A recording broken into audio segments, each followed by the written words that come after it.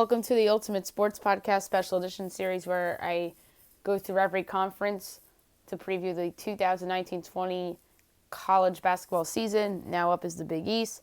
I'll go through my projected standings order, pick the players of the year and whatnot, predict some more stuff, and who gets fired, who leaves, and a lot more. All right.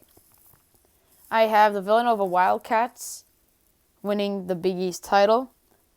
Among players this year, Saddiq Bey, Colin Gillespie, Jermaine Samuels, Cole Swider, Brian Antoine, and Jeremiah Robinson Earl. Jay Wright, amazing, 19 years already. 26-10 a year ago, 13-5 in the conference play. Second place, I have the Seton Hall Pirates, 20-14 a year ago, 9-9 in conference. Kevin Willard has been there quite a bit. I remember when he was a hot seat coach a few years ago. Now he's totally off it. 10 years now at Seton Hall.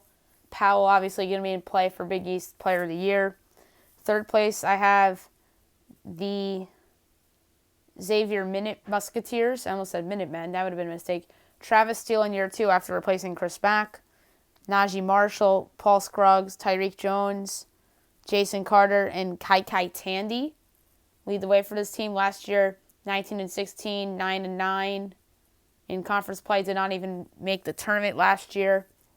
Fourth place, I have the Marquette Golden Eagles, 24-10 last year, 12-6 in the Big East. Marcus Howard's back, Theo John, Jace Johnson, Brendan Bailey.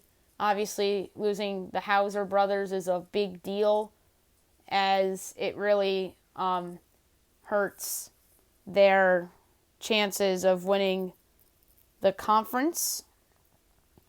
In fifth place, I have the Creighton Blue Jays, 9-9 in the Big East last year, 20-15 overall. Made the NIT last year. Greg McDermott in year 10.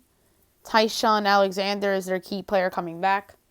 In sixth place, I have the Georgetown Hoyas, Patrick Ewing in year 3. They made the NIT a year ago, 9-9 in the Big East, 19-14 overall. Jesse Govan's gone, but they have James Akinjo and Mac McClung coming back.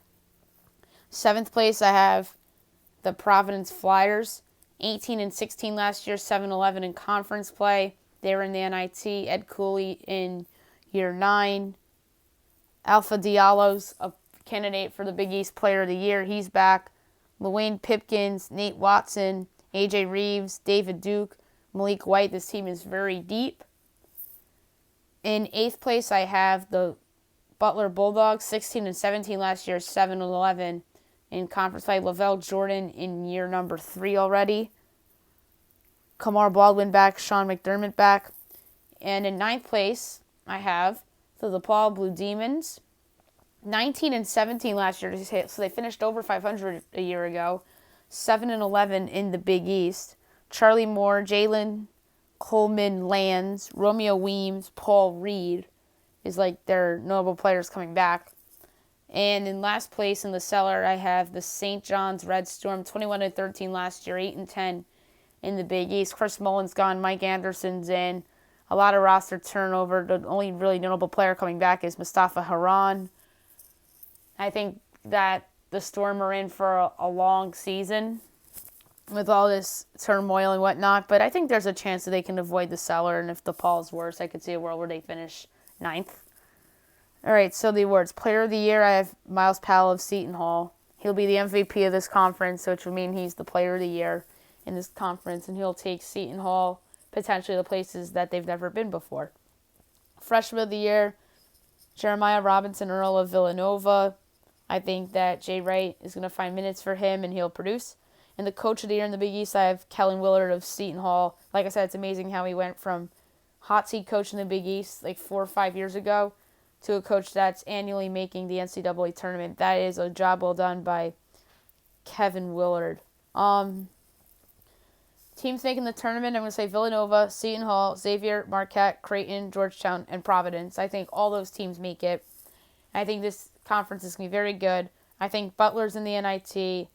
DePaul in the CBI, and St. John's in the CIT. So everybody will be playing in the postseason in the Big East this year. That's my conference bold prediction. In terms of a coach that's going to lose his job, I think it's going to be Dave Leitao, who is in his 4th straight year here, but his 7th overall year. I think that a NIT appearance would do him wonders to keep his job, but I don't see him making the NIT. Like I said, I think that they're in the CBI, and Butler's in the NIT, and St. John's is in the CIT.